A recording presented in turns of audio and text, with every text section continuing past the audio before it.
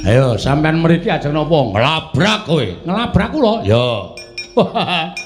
Ora gelem tak bondo tangan wak krincung sikil wak tugel gulumu babar pisan. Weh lampuh tenan.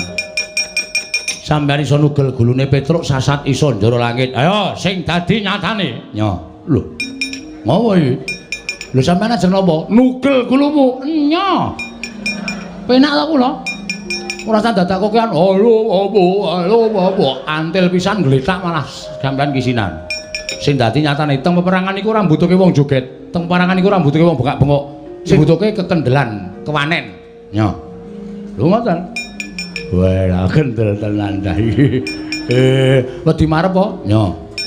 Saka mburi kena bebas, ajeng nyuduk kena, ajeng nyabet pedang kena, ajeng mang tuthuki nganggo napa-napa kena. Nggih. Lho ngenten iki wong perang niku bacut kendel wani mati. Ya. Lho mbangane apa? Guajul pisan prata luntune apa ora isin? Heeh, iso. Ayo, aku ya kendel nek mengko kendel kaya kowe. Wis wani maju perang ya wani kendel. Ayo dadi nyatane. Nyo, ayo. Oh. Wedi marep tak mungkur ora masalah nyo, ayo. Kuwi ngopo kuwi? Lho sing penting wani kaya kula niki. Nyo. Lho, mburi wae piye? Nyo. Kaya kula niku lho kendel tenan. Ayo iki ya kendel nyo, ayo. Ayo. Kaya kula nyo. Iya nyo. Wani wae isih. Ayo areng apa? Mburi wae piye nyo? Mburi ya mburi nyo. Isih. Santai. Oh, Bres ya modar tenan. Ngeten mawon. Rasa kokian gerak, rasa kokian obah, gamelane men leren. Kula harus sampean gelut atos-atosan. Oke.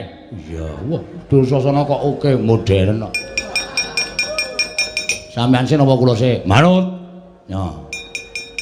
Mangantem sak seru-serune, pecah sirahmu. Ora apa-apa. Malah matur nuwun kula sampean iso mecah sirah kula. Heh.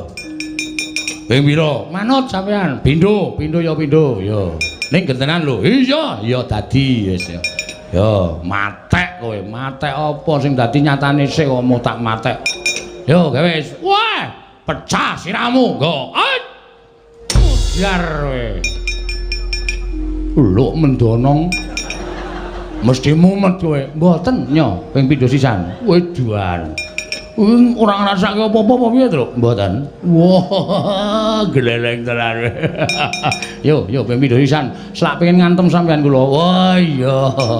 Pecah sirahmu. Ayo, wis.